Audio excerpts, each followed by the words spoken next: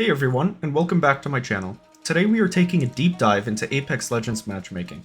I've been doing a bit of homework on my last 10 matches, and let's just say the findings are crazy, but not surprising. Let's get into it. So you've probably heard about skill-based matchmaking. It's supposed to match you with players at your level by taking into account your skill level based on the last few matches you've played. An ideal SBMM system would look something like this. Notice that bronze players are not going up against Apex predators. This looks like you have quite a fair chance at winning if you are a gold or platinum player, even though there are a lot of diamonds. Keep this in mind when I show you the results of my experiment a little later. I stumbled across this concept called Engagement Optimized Matchmaking, or EOMM, when I was doing research for my last video. It's not just about skill, it's about keeping us hooked.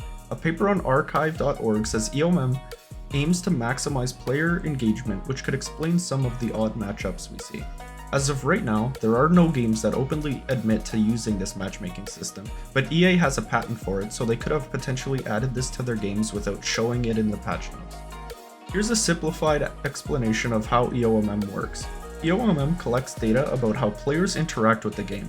This includes things like how often they win or lose, how long they play, and what kind of games they enjoy most. Using this data, EOMM tries to understand each player's behavior and preferences. For example, it might identify players who enjoy challenging matches or those who prefer playing in a team. Based on this understanding, EOMM creates matches designed to keep players engaged. This could mean pairing a player who likes challenges with stronger opponents or putting someone who enjoys teamwork in games that emphasize collaboration. The main goal of EOMM is to keep players interested and engaged in the game. By creating matches that are tailored to what players enjoy or find stimulating, the system aims to make the gaming experience more enjoyable, encouraging players to keep playing. So, here's what I did. For 10 games straight, I noted every player's rank, from newbies to Apex predators. I used the Overwolf extension Apex Legends tracker to find the names of every single person in my lobby, and then placed it into apexlegendsstatus.com to find their badges. There were a few issues that I was facing. Sometimes people had characters in their names that I could not search, and some had private profiles that I couldn't see. I placed these under the unknown ranks section, which could slightly skew the data, but I think with an average of 10 matches and a total of 570 players, we should still see a good distribution. I will also note that I was solo queuing the whole time, and I didn't do well in any of my lobbies, just trying to land and die. I wanted to see if the matchups really reflect our skill levels or if there's potential evidence of EOMM instead.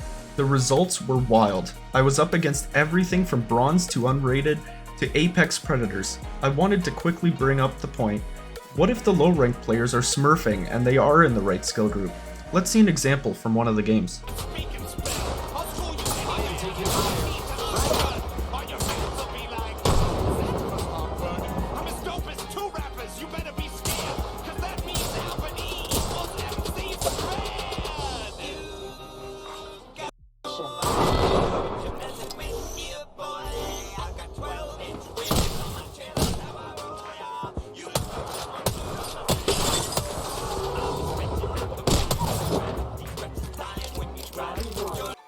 Needless to say, I'm pretty sure this guy wasn't a smurfing master player. Remember when I showed you the ideal SBMM lobby distribution? This chart shows the rank distribution in my lobby in comparison to this season's and the total rank distribution across all seasons.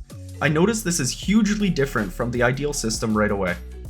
Now back to the distribution. Most of the players are closer to the diamond and master ranks, but still, what are these poor silvers and golds going to do against nearly 50% of the lobby who are the top 5% of players? This is not just me complaining about going up against better players and dying, but showing actual proof that these newer players are not having fun in sweaty lobbies. And it's not just me. JD Runnin and Speedy from our community have noticed the same thing. Seems like a lot of us are questioning the matchmaking in Apex. HackerNoon.com says EOMM prioritizes player retention and can coexist with skill-based matchmaking. This could totally be the case.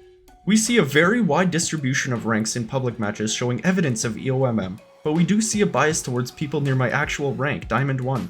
I also recorded the players in one of my friend's games who is brand new to PC gaming, but this is what her rank distribution in a public match looked like. This yet again shows evidence of an SBMM, EOMM combined matchmaking system by the clear skew towards lower level players. But here's what I think, thanks to Sab and Leon bringing this to light. What if there was no fancy matchmaking system? You would be able to see your improvement compared to the general population, and you won't have to sweat in public lobbies anymore. The biggest point is the fact that you won't get absolutely demolished by opponents all the time, since great players are generally hard to find.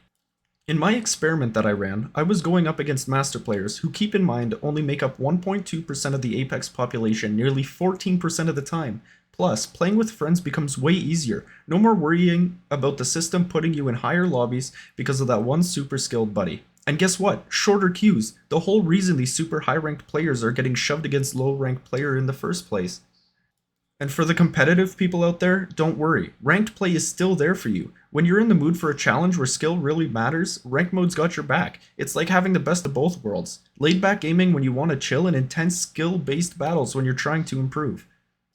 But many of you might argue, we are trying to get rid of skill disparity, not make it larger. What is worse in your opinion? Getting railed by incredible players all the time based on EOMM or SBMM, or encountering them every so often? The vast majority of players are fairly close in skill. 88% of players are between bronze and gold in Apex, for example. The skill difference between bronze and gold are maybe just a couple of months of playing, whereas the skill difference in the current lobbies are years and thousands of hours apart. Yeah, you'll get a good player maybe once every third lobby, but at least you're having fun 2/3 of the time. Before you go, only 0.2% of my viewers are subscribed. If you enjoyed the content, please subscribe. It's free and you can always unsubscribe. Alright, that's a wrap on our exploration of Apex Legends matchmaking. If you found this video helpful, feel free to like and subscribe. But what do you think? Is it time for a change, or should things stay as they are? If you've got a story or an opinion, drop it in the comments. Anyway, that concludes the video. Have a good one.